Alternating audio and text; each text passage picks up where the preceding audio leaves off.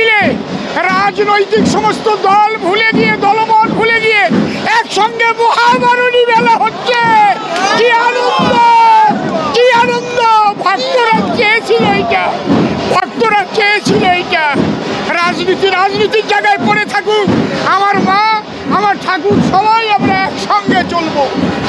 সমস্ত মতুয়াদের মনে তো ব্যথা থাকে না, আপনি বোঝেন না? একটা পরিবার আমরা, শুধু এই পরিবারটা না বাবা, সারা ভারতব্যাপী, বিশ্বব্যাপী এই মতুয়া পরিবার, সেই পরিবার চায় আমরা সবাই একত্রিত হয়ে যাই।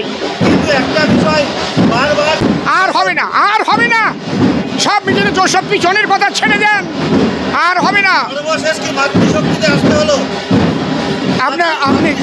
আপনি যা বলবেন তাই ওই রকম ডিভাইডেড করবেন না, আপনি দোহাই ধরবেন। সবাই আমরা হরিচাঁদ শান্তি মাতার চরণ তলে এসেছি, সবাই সবাই, মা বাবা ভাই বোন। আমি না না, এখানে তো বিধায়কের ব্যাপার না, এটা ভক্ত এবং ভগবানের মহামিলন, মা সন্তানের ব্যাপার। এবং এই মিলনটাই তো আমরা চেয়েছিলাম, যে ভক্তে ভগবানে এসে এই মহামিলনের উৎসব, যেটা প্রমোদরঞ্জন ঠাকুর এবং বীণাপাণি আজকে এই সৃষ্টি করে গেছে। ওপার বাংলাতে আমরা যেতে পারছি না, কিন্তু আজকে যে মহামিলনের উৎসব, সংসার থাকলে গোলমাল হয়, ভুল বোঝাবুঝি হয়, তো জগতের নিয়ম, কিন্তু ভক্তরা শান্তি পাক, এটাই আমি চাই। শেষ পর্যন্ত কি মাতৃশক্তি জয় হলো? পৃথিবীতে মাতৃশক্তির উপরে কোনো শক্তি নাই, এবং হরিচাঁদের যে মতুয়া ধর্ম দর্শন, পৃথিবীতে সব জায়গায় বলছে নারী নরকের দাগ, আর আমার হরি ঠাকুর বলছে নারী পুরুষ পাইবে সমান অধিকার। তা নারী শক্তির চিরকাল সম্মান ছিল, এমন আজও আছে, আগামীতেও থাকবে।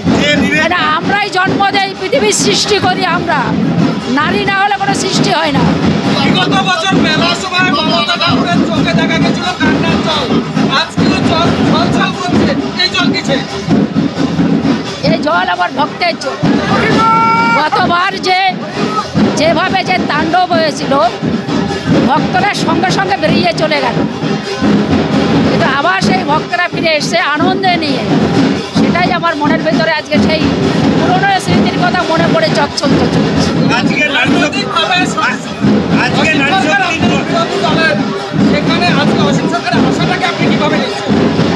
আমি বললাম, এটা তো ভক্ত ভগবানের মহামিলনের জায়গা।